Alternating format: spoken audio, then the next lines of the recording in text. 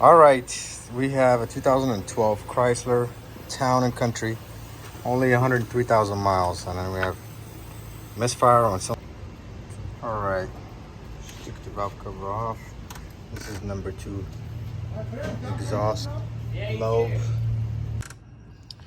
All right, just a quick update. We did just pull the cams off, all the push rod.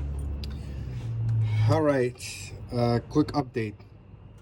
So once you take all the head bolts off, all right, boys and girls, the head is out. The head gasket. Just poured some water in cylinder number 2. As you can see, the exhaust valve is leaking right here. It's not.